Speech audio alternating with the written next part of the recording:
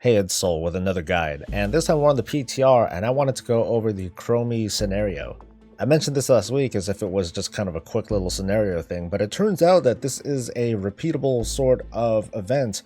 You can do this over and over to get some pretty snazzy rewards, or well, I guess in my opinion, they're okay rewards. But overall, I'm finding this event to be pretty darn fun. This is a solo scenario kind of like Withered Training, and just like Withered Training, it has a sort of progression to it. Think of this as a second attempt to make a roguelike event in the world of Warcraft, whereas before you had your withered people, and slowly you built up your army in order to get strong enough to complete the dungeon, and in this case you're trying to beat time. Chromie is being targeted by no less than 8 assassination attempts. Let's go, investigate some dragon shrines.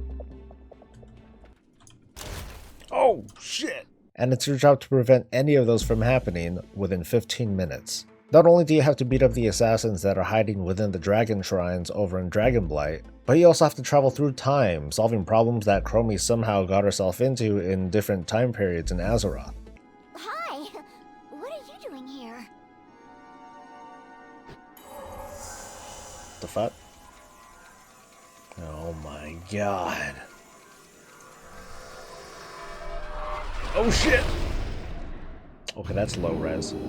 So after an intro where you're bestowed the honor of getting killed alongside Chromie 1 or 2 or more times, you walk in and you get to the actual start of the scenario. Time is stopped, or at least it's pretty much slowed down, and you have one of two options. You either mess with Chromie's talents or you start the scenario. Now I'm not going to get too specific on what's going on with these talents and exactly how to do this scenario. Like I said, this is on PTR and everything's subject to change. But if you look at the talents, I guess in so few words this kind of stretches out or maybe even time gates the possible progression that you'll be getting out of this scenario. Some of these talents are pretty powerful, and overall any talent that you choose will give yourself, your character, a damage boost.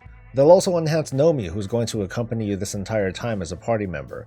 You can enhance her to make it so that you can find treasure chests a little bit faster, or certain kinds of items will be a bit more effective. But we'll touch on that just a little bit later. These talents are advanced through reputation. You're going to gain rep from killing mobs and opening certain items. But for now, when starting the scenario, your first objective is to take care of all 4 dragon shrines within the time limit. As you progress, you'll open up 4 additional chrono portals.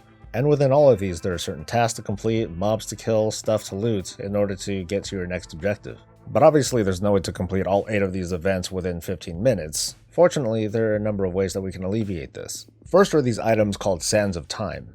Sands of Time are dropped from elite mobs and from random treasure chests that you'll find throughout the instance. When you use them, you get a choice of 2 random buffs or boons for your character or for Chromie. You can get Reputation, a Reputation multiplier, a bag of gold, a special item that'll give you extra time beyond the 15-minute limit. There are bronze drakes that'll actually let you complete some of the dragon shrines at random, and that can save a few precious limits of flight time. And there are special items you can use inside each of the chrono portals. They won't complete the encounter for you instantly, but they will speed things up greatly. And of course, there are the Chromie talents themselves. Like I said earlier, putting any points into these talents will boost your character stats by a little bit, but the effects themselves affect your character in such a way that it'll help you complete the scenario faster, including movement speed, the ability to find treasures a lot faster, a better chance to find more helpful items, and a huge throughput increase. So I'll give you a bit of a starter guide on how to get through this. First, you want to focus on the dragon shrines. As you complete them, you'll unlock chrono portals, but you shouldn't really worry about that,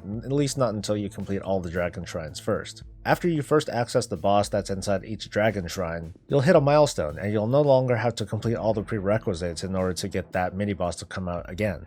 Doing these will also unlock the random quest that will give you the 3 Sands of Time. In the future, all you have to do is fly over to their spawn point and they'll just appear. Focus on the reputation and the reputation multipliers first. That'll give you the fastest progression regarding the advancement of your talent tree, or Chromie's talent tree. Early on, this is really all that's going to matter. Once you do get yourself established and you have all the chrono portals up, here's my recommended walkthrough, at least so far in the PTR. Start the scenario and pick up the quest that gets you the 3 shards when you finish your first shrine. That's basically going to be your first shrine. On your way over, pick up whatever chest you can possibly find.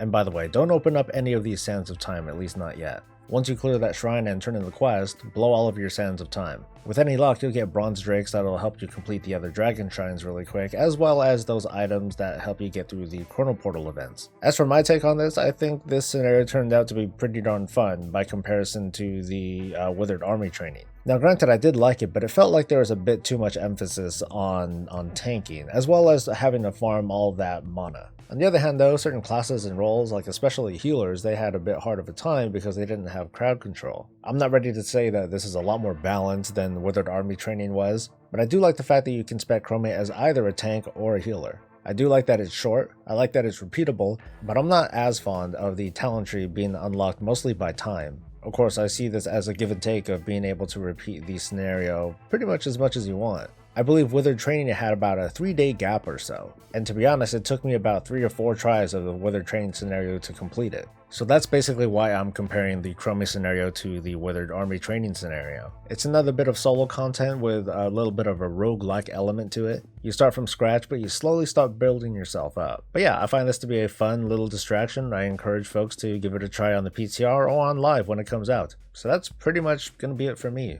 Like this video and subscribe for more content. I'm Soul. Stay breezy, guys.